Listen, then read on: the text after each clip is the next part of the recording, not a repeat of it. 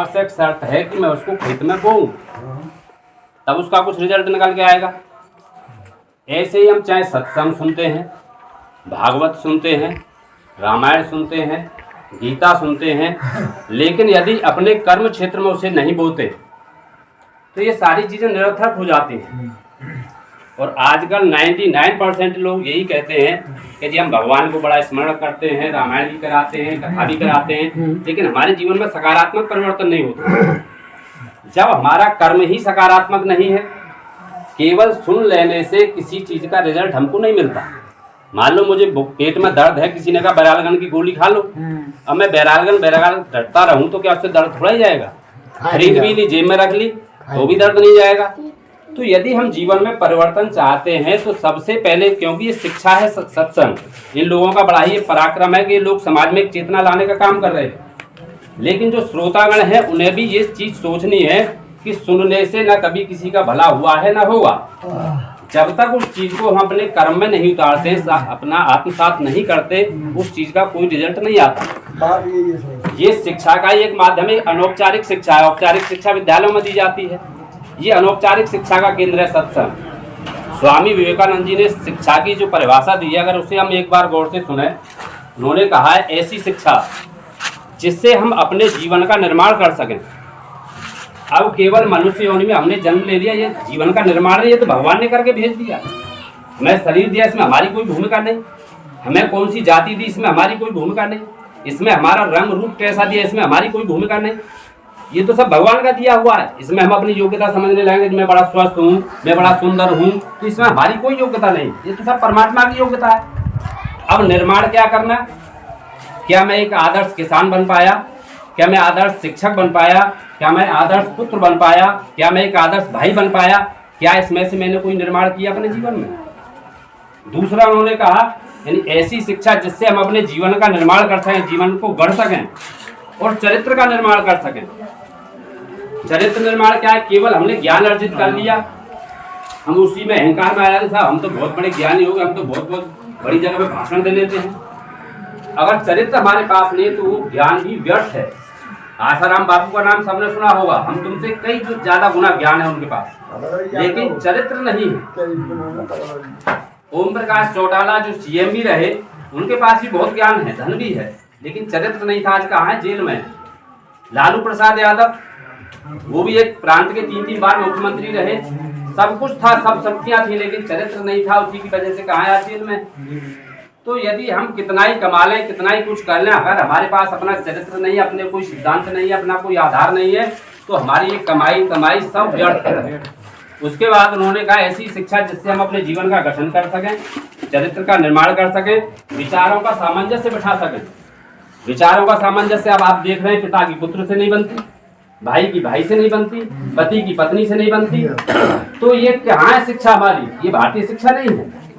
हम जो पाश्चात्य संस्कृति का अनुकरण कर रहे हैं कि दूसरा, अभी भगवान के विश्वास की बात आई। आज हम भगवान की बात जरूर करते हैं, लेकिन भगवान पर विश्वास हम में से मात्र 2% लोगों को है। ज्यादातर लोग कहेंगे यार इतना महंगाई का जमाना है, ये 2 बच्चे ही पालने भारी पड़ रहे हैं, बच्चे कम पैदा करो। मैं इसका पक्षधर नहीं को और बच्चे ज्यादा पैदा हों, लेकिन वो सारा भार हमने अपने ऊपर ले लिया, हमें भगवान का भरोसा नहीं रहा। अगर हमारे ही जिम्मे होता हाथ पढ़ाना, बच्चों को योग्य बनाना, तो हर बच्चे माता पिता की औलाद IAS होती, IPS होती, डॉक्टर्स होते। उस समय महान पुरुष पैदा होते थे, जिस समय एक बाप के 9 संतानें होती थी। नेताजी सुभाष चंद्र बोस अपनी 9वीं संतान थी अपने माता पिता की। और आज एक बालक क्या है?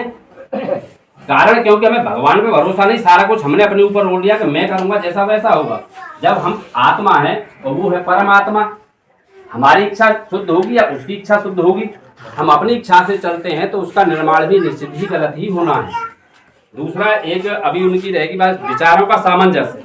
तो हमें पहले जो हमारी सामाजिक संस्कृति थी, हम एक जगह घर के बाहर के अड़ोसी पड़ोसी 10 लोग बैठते थे, समाज की समस्याओं पर चिंतन करते थे, उनका समाधान ढूंढते थे। आज हम किस पर चिंतन करते हैं कि आदमी को कैसे परेशान किया जा सकता है, उसको कैसे तंग किया जा सकता है, किसी की बात बिगड़ने जा रही है, अब देखो साले का अब देखो क्या समझ आता है, यानी उसका सहयोग नहीं करेंगे उसकी, और ये मौका देखते हैं कि इसकी बेइज्जती कैसे हो। तो हमारा चिंतन दूषित हो गया।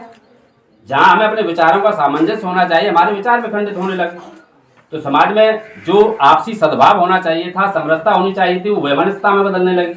आज अहंकार, इतना अहंकार केवल वहां आता है जहाँ अज्ञान है। रावण को सारे शास्त्रों का ज्ञान था, वेदों का ज्ञान था, लेकिन उसके पास व्यवहारिक ज्ञान नहीं था। केवल पुस्तकों के ज्ञान से जीवन नहीं जिया जाता जब तक कि हमारे पास व्यवहारिक ज्ञान ना हो। समाज में बैठने की क्या परंपरा है, समाज में उठने की क्या परंपरा है, मेरे भाई से कैसे संबंध हो, पड़ोसी से कैसे संबंध हो, ये ज्ञान अगर हमको नहीं और केवल हम किताबों को दिमाग में ठूसे पड़े हैं, तो रावण का भी अंत हुआ था जैसे सारे वेदों का ज्ञान था, सारे शास्त्रों का ज्ञान था, उसे व्यवहार नहीं पता था कि व्यवहार में कैसे लाया जाए ज्ञान। तो ज्ञान को प्राप्त कर लेना एक अलग चीज है और उसे व्यवहार में ढालना एक अलग चीज है। अगर ऐसे जैसे पैसा है, पैसा कमाना तो बहुत लोग जानते हैं, 90% लोग पैसा कमाना जानते हैं, लेकिन उसको खर्च करना केवल 40% जानते हैं। 50% को तो यही पता नहीं है 350 रुपए में सुबह से शाम तक बिलदारी करता है आदमी और 200 रुपए की शराब पी के घर लौटता है, क्या उसे पैसा खर्च करने का ज्ञान है? कमाने का तो ज्ञान था, लेकिन खर्च करने का ज्ञान नहीं। तो हमें जो परमात्मा ने शक्तियां दी हैं, चाहे वो मानसिक शक्ति है, चाहे शारीरिक शक्ति है, चाहे आध्यात्मिक शक्ति है, हम उसे खर्च कैसे करें, कहाँ यूज करें? क्या वो केवल हमारे लिए है? अगर हमारे लिए है तो हमें और पशु में कोई फर्क नहीं है। एक दूसरी चीज, हमें से बहुत सारे लोग ये विश्वास नहीं करते कि आत्मा और परमात्मा वास्तव में है।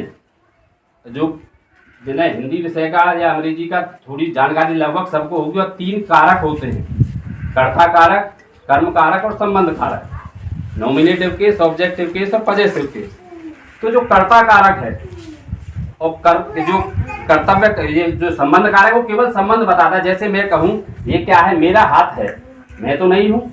जैसे ये मेरी शर्ट है वैसे ये मेरा हाथ है। ये मेरा सिर है तो मैं तो नहीं हूँ सिर। ये मेरी टांग है, टांग मैं तो नहीं हूँ। तो फिर मैं कौन है? एक आदमी श्यामलाल के नाम का आदमी मर गया।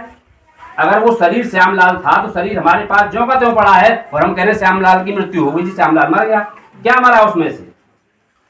तो ये हमें व्यवहारिक रूप से समझ लेना चाहिए। वास्तव में ये हमको यंत्र मिला है, आत्मा ही इसकी शक्ति है, और हम सारी योग्यता अपनी केवल शरीर के सुख भोग पर लगा देते हैं, पूरा दिमाग इसी की सुख सुविधा में पूरी जिंदगी चली जाती है। उस आत्मा की आवाज तक को नहीं सुनते कि वास्तव में हमसे क्या चाहते हैं। हम केवल अपने शरीर के अहंकार को पूरा करने के लिए किसी को नीचा दिखाने का काम करते हैं, किसी के असहयोग का काम करते हैं। तो हमें आत्मिक संतुष्टि और शांति कभी प्राप्त नहीं होगी जब तक मेरा ये भाव नहीं होगा कि मेरे अंदर भी आत्मा, जो भाई साहब के अंदर भी वही आत्मा, उसी परमात्मा का अंश है, तो हमारे अंदर भाईचारा बनेगा ही नहीं। और जब हम ये सोचने लगेंगे वास्तव में हम दोनों एक ही परमात्मा की संतान हैं, तो हमारा भाईचारा बनेगा। अब जैसे बहुत सारे लोगों को ये होता है जी हमें तो भगवान देखा नहीं, कैसे विश्वास कर लें और किस रूप में है। अब जैसे बिजली है, किसी ने नहीं देखी, लेकिन अगर उसे आप बल्ब में डालेंगे तो प्रकाश के रूप में हमारे सामने आएगी। उसी बिजली को अगर कूलर में प्रवाहित कर दोगे तो ठंडक के रूप में आएगी। उसी को हीटर में लगा दो तो आग लगा देगी। तो जिस भाव से आप उसको याद करेंगे उस भाव में वो आपके लिए उपस्थित है। वो भी किसी ने जब छुओगे तो पता पड़ जाएगी बिजली है या नहीं। ऐसे ही वो शक्ति है। तो मेरा तो सबसे यही आग्रह और अनुग्रह है कि हम जितना सुने, बहुत ज़्यादा शास्त्रों का अध्ययन करने की जरूरत नहीं है, क्योंकि इतना ज्ञान है कि हमारा जीवन बहुत थोड़ा है, ना हम उन सारी चीज़ों को पालन कर सकते हैं। लेकिन जिस धरातल पर हम रह रहे हैं उस धरातल पर मेरे द्वारा, मेरे अलावा मैं किसके लिए कामगार बन सकता हूँ, किसके लिए सहयोगी बन सकता हूँ, समाज के लिए मैं क्या कर सकता हूँ, सारा कुछ थोड़ा बहुत अंश हमें करने का यदि प्रयास किया। अगर मैं पवित्र हूँ तो मेरी पवित्रता की महक अगर मेरे परिवार से मेरे पड़ोस तक न पहुँची तो मेरी पवित्रता ही नहीं है, वो संदिग्ध है। आजकल एक है ये तो मेरा भाई है तो मेरी मानता ही नहीं है। जरूर आपके अंदर कमी है यदि आपका भाई नहीं मानता है। मेरा बेटा मेरी सुनता ही नहीं है तो आपके अंदर जरूर कमी है कि जो आपकी नहीं सुनता। आपकी परवरिश में कमी हुई। औलाद को पालना एक अलग चीज है और उसकी परवरिश करना एक अलग चीज है। पल तो उनके भी जाते हैं जिनके माँ बाप नहीं होते। लेकिन हमारा पारिवारिक संस्कार क्या होना चाहिए? दयानंद सरस्वती जी की पुस्तक है संस्कार विधि। अगर उसमें पढ़े जाए 16 संस्कार बताए हैं, उसमें सबसे पहला गर्भाधान संस्कार है। उसको अगर आप गौर करेंगे कि आज संतान उल्टी सीधी पैदा क्यों हो रही हैं, तो हर चीज का एक मुहूर्त निकाला जाता है कि भाई खेत बोना है तो कौन से दिन बोना चाहिए, मकान बनाना है, एक कोठरी ही बनानी है तो उसका भी पंडित जी को मुहूर्त निकलवाते हैं। लेकिन जिस पीढ़ी को हम विरासत में देने जा रहे हैं, क्या उसके गर्भाधान का कोई मुहूर्त है? कुछ नहीं है। इसलिए आज उल्टी सीधी औलादें पैदा हो रही हैं। पहले ऋषि मुनि थे, वो सारी चीजें शोध के। पहला संस्कार है 16 संस्कार में गर्भाधान संस्कार। जब वहीं से खेत में बीज ही गलत दिशा में डाला जाएगा तो उससे फसल कहाँ से अच्छी पैदा होगी? तो ये सारी चीजें आज परिवार में डिस्कस करने की जरूरतें हैं कि शर्माने के विषय नहीं है कि वास्तव में अगर अपनी पीढ़ियों को बचाना है, सुरक्षित ले जाना है, तो परिवार में कैसा वार्तालाप होना चाहिए। स्कूल में पढ़ाई नहीं होती, ये भाई सबके बच्चे पढ़ रहे हैं। अभिमन्यु ने उसको चक्रव्यूह को तोड़ना पेट में ही सीख लिया था। जो बालक की शिक्षा होती है, शिक्षा का के सिद्धांत एक पुस्तक है, उसमें बताया गर्भाधान के 3 महीने बाद बालक की शिक्षा शुरू हो जाती है। वैसे ही नहीं कहा गया कि माता बालक की प्रथम गुरु और परिवार बालक की प्रथम पाठशाला है। 3 महीने जब गर्भ माँ के पेट में होता है, उस समय परिवार में जो भी वार्तालाप होता है उस बालक के मस्तिष्क में अमिट छाप से छपता है, वो उसे कभी नहीं भूलता वो। और उसके बाद 3 साल तक की उम्र तक परिवार में जो होता है वो हर चीज उसके दिमाग पर अंकित हो जाती है। आप भी अपना बचपन ध्यान करो, आपको बहुत कम उम्र की वो सारी चीजें आज भी याद होंगी जो आपको कहीं टच की हुई होंगी। तो शिक्षा हमारी घर से बिगड़ी हुई है। अब मान लीजिए विद्यालय क्या है, खेत है। खेत में अगर हम नीम का बीज बोएंगे तो नीम का पेड़ उपजेगा, बबूल का बोएंगे बबूल का उपजेगा, आम का बोएंगे आम का होगा, मक्का का होगा तो मक्का का। लेकिन हम क्या है, हमारे परिवार के संस्कार क्या है, हम स्कूल में भर्ती कराए बालक को, हम सोचे हमारा डॉक्टर बन जाए, तो डॉक्टर आपके परिवार के संस्कार बनाएंगे, उसे विद्यालय नहीं बनाएगा। परिवार में से अच्छे संस्कार मिले हैं तो निश्चित डॉक्टर की पढ़ाई पढ़ेगा। अगर परिवार में उसने लूट खसूट वाले उल्टी सीधी बातें सुनी है तो वो नहीं पढ़ पाएगा। वो विद्यालय में पढ़ेगा तो जरूर, खेत में अगर बीज बोया है तो बनेगा तो जरूर पौधा, लेकिन बबूल का है तो बबूल ही बनेगा, उस पर हम नहीं आएंगे। कागजी तो डिग्री उसे मिल जाएगी, लेकिन वास्तव में वो जीवन में कुछ बन नहीं पाएगा। उसके लिए हमें अपने परिवारों के माहौल को शुद्ध करना पड़ेगा, अपनी संस्कार विधि को सही करना पड़ेगा, अपने वार्तालाप को सही करना पड़ेगा। हम चिंतन किस प्रकार का करते हैं, मंदिर में जाके हमें शांति क्यों मिलती है, क्योंकि वहाँ अधिकांश व्यक्ति पवित्र भाव के साथ जाते हैं, इसलिए वहाँ जो वाइब्रेशन होते हैं, जो विकिरण वहाँ निकलता है, पवित्र निकलता है, इसलिए हमें वहाँ जाके शांति मिलती है। कोई घर ऐसा होता है जिस घर में आप चले जाओ वहाँ से उठने को मन नहीं करता। कोई परिवार ऐसा होता है कि जहाँ चले जाओ 5 मिनट काटना भारी पड़ जाता है, क्योंकि वो वाइब्रेशन ऐसे फैले हुए हैं। वहाँ चिंतन गलत तरीके का, जहाँ आपका बैठने को मन नहीं कर रहा। तो ये सारी चीजें हमारे जीवन पर प्रभाव डालती हैं। तो सत्संग के माध्यम से हम अपने सबसे पहले आहार विहार, जो गुरुजी ने बात कही कि हमारा चिंतन की हमारी दिशा सही होनी चाहिए, हमारा आहार सही होना चाहिए, विचार सही होना चाहिए, तो हमारे आगे वाली पीढ़ियों का भी जीवन सही होगा। और ये चीजें अगर हमने परिवर्तन लाए अपने अंदर तो हम समाज में भी परिवर्तन लाएंगे। और इस सत्संग का जो उद्देश्य है वास्तव में बहुत अच्छा रहेगा। इसी के साथ मैं अपनी वाणी को विराम देता हूँ।